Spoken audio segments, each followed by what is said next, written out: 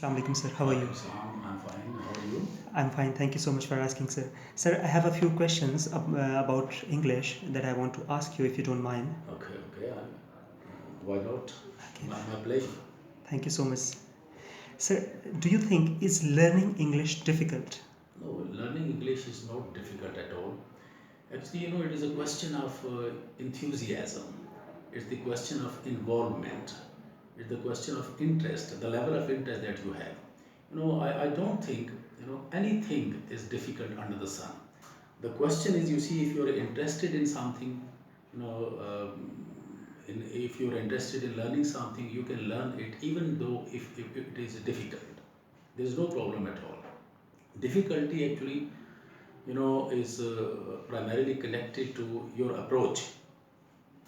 So if you're interested in something which is difficult, it's easy for you. But if you're not interested in something which is easy, it is rather difficult for you.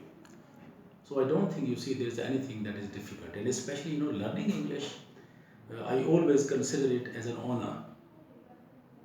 So it is not so. Right. Sir, when it comes to learning English, do you believe that learning English grammar is important or mandatory? You see, there have been different approaches as far as learning of grammar is concerned. In the past, you see, there was a problem that people, and especially teachers, they used to lay emphasis on learning grammar, especially as a second language. The problem was, and the problem that the learners had to face was, you see, that because they were more conscious and particular about making correct use of English grammar, so they were unable to gain fluency. Now, you see, modern teaching methodology actually underlines the importance of fluency. It attaches more preference, you see, to fluency. So I personally feel, you see, that students should not be forced to observe grammatical rules. They should be given freedom to speak, English any way they like. Even if they make mistakes in the beginning, that's not important. Once fluency is achieved, correction will come automatically later on. So I personally feel, you see, fluency is more important than learning grammar. So learning of grammar should not be stressed in the beginning. It should be given time and priority and preference later on at some later stage. Sir, you had a very long career in teaching English. So, do you believe uh, should we measure the length of time for a student who is learning English, that how long does it take to learn English? You see, basically, it's a very difficult question to answer because you see, learning English or learning anything or any skill actually depends on the ability, capability, interest, and aptitude of the learner. But you see, roughly speaking, I personally feel, you see, 3 months period is enough for learning English. You can become an average, speaker of English if you give, maximum of your available time to learning this language. Right. Sir, how is learning English different from learning your mother tongue? Yeah, certainly. You see, there's a world of difference between these two things because when you learn your mother tongue, it is a very natural process and you learn it unconsciously actually. But as far as learning English is concerned, because you learn it as a second language and you learn it when you are a grown up person, when you are an adult. So definitely, you see, these two approaches are entirely different. Learning your mother tongue is something, you see, where you don't make conscious effort because you are a very small baby at that time. But learning a second language like English, it's quite different because I personally feel, you see, even though there are some difficulties in learning a second language, but there are some advantages as well because the usually, you see, the translation method is utilized in learning a second language. So what happens, you see, that even if you are unable to understand things, you see, in the target language, you always take the help of your mother tongue.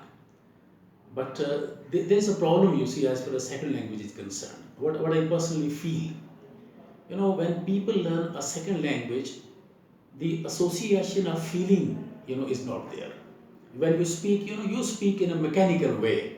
The reason is, you see, that we don't get that practice as we get in our, first language.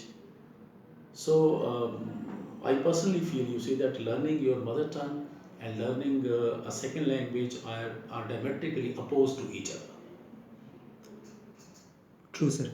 What is the difference between written and spoken English? Yeah, there are many differences. It is entirely, you see, a different case. As far as written English is concerned, you see, uh, sometimes, you have plenty of time to think about words, about expressions that you're going to use, and you can even use, you see, high flow language, grandiloquent language. You can use very difficult words. Sometimes you can even use, you see, unpronounceable words. But as far as, spoken English is concerned, because spoken English is that English which is used in everyday speech. And in everyday speech, in everyday situation, we tend to use very simple, language, whether it is English or any other language. So they are entirely, different. In a spoken English, you see, sometimes what happens, you see, is that point one is, you see, that we use very common expressions. Rarely it happens that we use difficult words. But in writing, what happens, you see, usually your style is rather formal. You use very difficult words. You can use very difficult words. You can use literary language. You can use metaphorical language. But as far as, spoken English is concerned, the beauty of spoken English is simplicity. But I personally feel, you see, and the chief feature of the written English is, you see, complexity. So this is what I, feel is the main difference between these two kinds of, Englishes. Sir, I have a very basic question to ask you. Does the accent matter? Yes, certainly it does. Accent, is your pronunciation.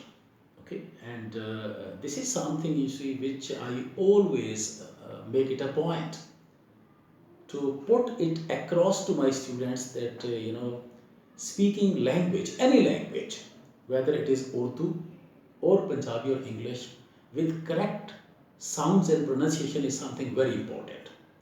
It is important, reason is, just imagine, you see, if somebody mispronounces words in Punjabi, for example, or even in Urdu, what do the listeners do? The minimum reaction that, now this smile and laugh is not actually in favor of the speaker. This is something which actually discredits him.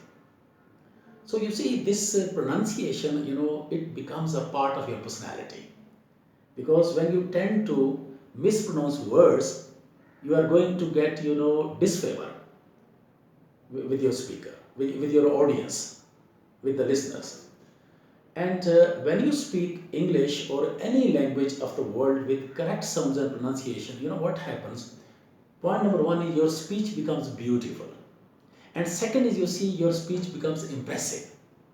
And third is, you see, that your audience, your listeners, you see, they are forced, they feel constrained to give you undivided attention. So you see, it is something very important that you speak English, Urdu, Punjabi, or any other language with correct sounds and pronunciation. So I always, you see, put it on at point number one on my priority list. It's an honor and pleasure to talk to you, Mr. Jumshaid. Thank you so much for your time. Thank you.